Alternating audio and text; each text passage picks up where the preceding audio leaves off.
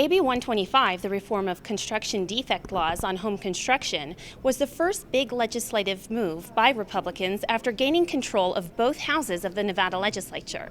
Assemblyman Ira Hansen has been working on these reforms for the past 3 legislative sessions. I've been working on that since I began my legislative career 3 sessions ago now. So it's been a priority issue from day one. The biggest problem you had before was the way the verbiage was. They had guaranteed legal fees in the law. And consequently, there was a real perverse incentive, basically, to sue rather than try to settle and rather than try to work out actual differences, because the lawyers were guaranteed their money. And consequently, they started having all these massive class action lawsuits. And it was, no exaggeration, Todd, it was billions of dollars that we were talking about. And consequently, the insurance companies would just settle, and because taking it to court, they knew they'd have to pay the legal fees anyway. So what changed now is you can still, if you have a defect in your home, you still have an opportunity to get it repaired, which was the intent all along. And if, in fact, there is some problem with the repair or you're not happy with it, you can still go to court. But this will ensure basically that the opportunity to repair occurs first. And the guaranteed legal fee portion is out. Now it's the American plan, which is after the hearing, if the judge in fact feels that you're entitled to those legal fees, you can get them then, but it's not guaranteed anymore.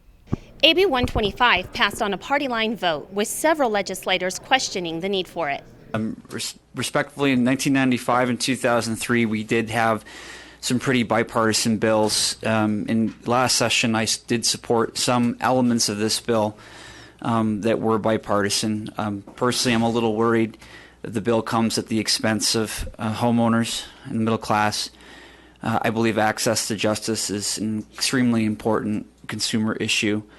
And I'm just not convinced that Chapter 40 led to the housing market declining. I think it's more tied into the banking industry and the Great Recession. I wish also that we could have spent more time getting comfortable with this and working through its provisions. We recognize that there are issues with the construction defect law in our state, and we realize that that the subcontractors have had many issues because of the laws. However, that's why during the interim our leader worked with all stakeholders to come up with Section 2 of this bill. However, many more changes have been made. A lot of things are going into AB 125 that at this point we can't really tell.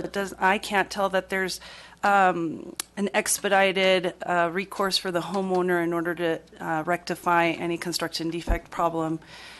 So for those reasons, I am also voting no. Governor Sandoval signed AB 125 into law immediately as it arrived on his desk. At the Nevada legislature, for the Stealth Reporter, I'm Teresa Catalani.